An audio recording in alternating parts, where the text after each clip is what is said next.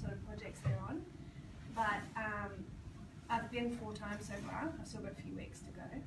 And at the moment, most mornings that I've gone there, I start at 9. Given that it's a Thursday and Friday, a lot of the time they do site meetings at the end of the week, so depending on what projects they're doing.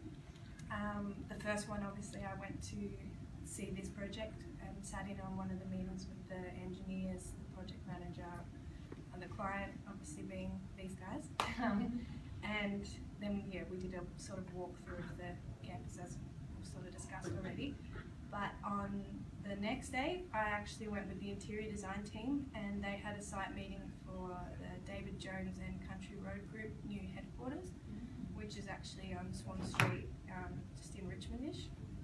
So that's actually a project that they haven't built the building itself, but they've refurbished the entire inside for like both groups, and they've done all the interior design work for that. So that's like designing all the breakout spaces, picking all the furniture and all that for the offices, and then they did a pretty heavy like refurb of that place, so they redid all the flooring and opened up the space, much like this sort of project.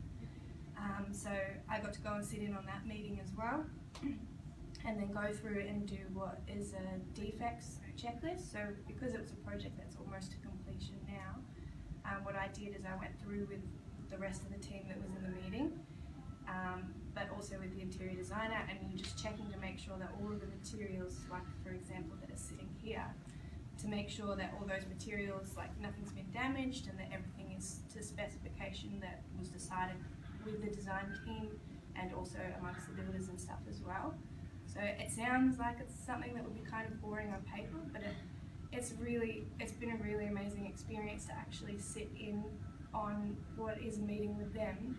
And they didn't treat me like I was a student. They let me like listen in and discuss and filled me in on certain things that maybe I didn't quite understand, but they treated me as though I was just as much a professional as they were. Like all of the suppliers and stuff that were there on the meeting like introduced themselves to me as though I was part of the firm as well. So it was really, and then also just having the experience to sit back and really understand not just the fun side of design, but like the other side of design where it's the nitty gritty, like dealing with clients and issues that arise during projects like this. Like Lee was sort of saying, in this the building plans have changed heaps of times because obviously things will consistently, like different issues will arise and you'll have to tackle that as it comes up. So it's been really good to sort of be involved in that, and yeah, it's been good. How did you actually find this placement? Well, funnily enough, I got this placement through a friend sort of thing. It was actually a customer of mine that I worked at a cafe, and he was an architect, and that was kind of always what I wanted to get into, so I made sure I kept that contact for when it came time for professional placement. So keep that in mind now, even though you haven't started yet. It's always good to keep note of people who work in the industry that you're interested in, even if you don't think it will do anything.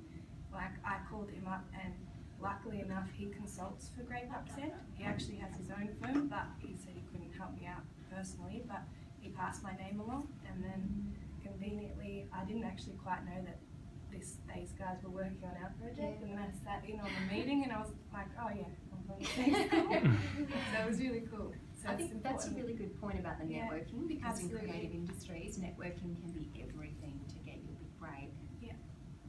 Yeah, just keeping contacts with people and talking to people. I think in the morning class, some of the students talked about how it's really good to be in classes with all different disciplines.